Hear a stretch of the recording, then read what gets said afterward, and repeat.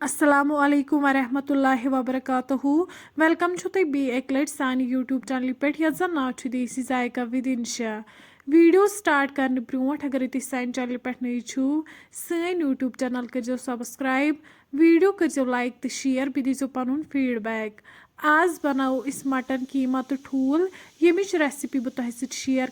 करो अजिच recipe start recipe बनाने खतर निमित ठूल बे निमुत मटन कीमा बे निमुत जामुत दूध रुहन नील मरचांगन गंड बे निमुत तेज पत्ता दालचीन रोंग मर्च सब्ज ٲl तो बड़ ٲl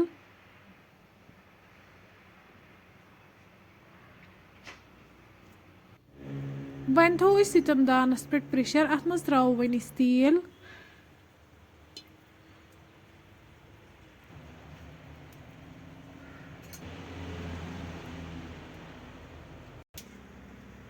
तेल गर्म गो त्रो वन तथ मज ठूल यम गोथी बॉयल कर तो करोक असल पे फ्राई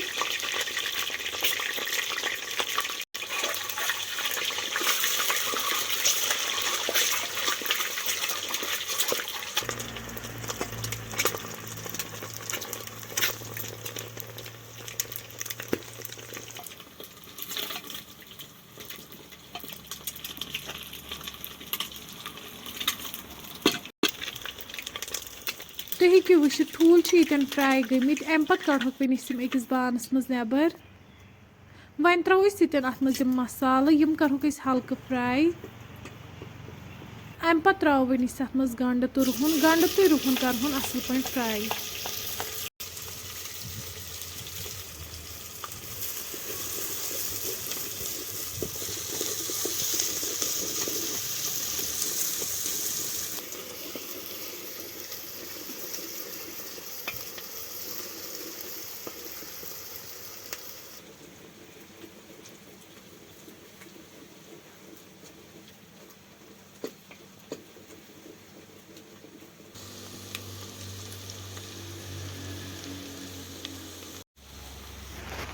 तुम हेकि वुचित गंड तो रुहन यन फ्राई गोमुत अम पे त्रो वन अत मज मटन कीमा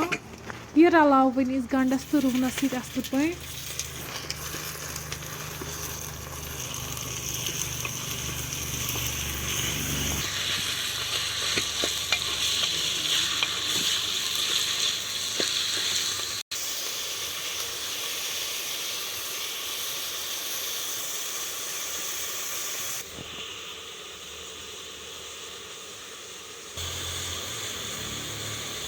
यीतस त्रो वन अत मज नून चमच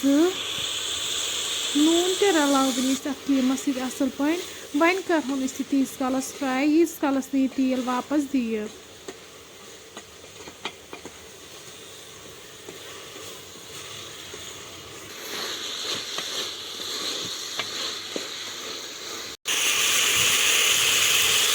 तुम हेकि वुचित अम दित यन तेल वापस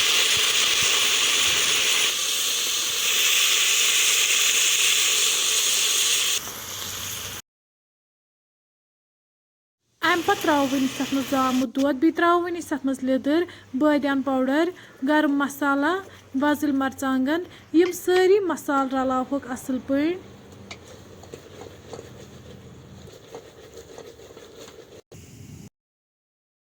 तुम हेकि वुचित अमिच ग्रेवी गई रिड्यूस अम पे त्रो वन अत मज आब लीटर ओड बे त्रो वन अत मज ठूल यम फ्राई कर थमित बे त्रो वन अत मज नील मरचांगन यम गोथी नुक नुक कर थोमुत अम पे करो वन अत लिड बंद दिमहो 2 to 3 विसल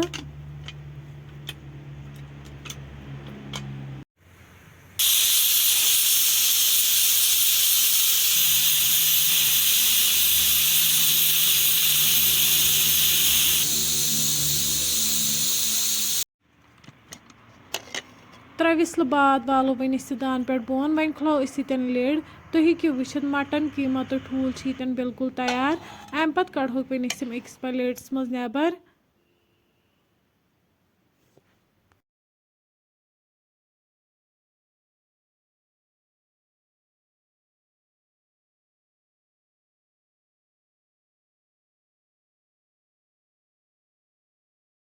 वन करो इस गर्मा गर्म सर्व बतस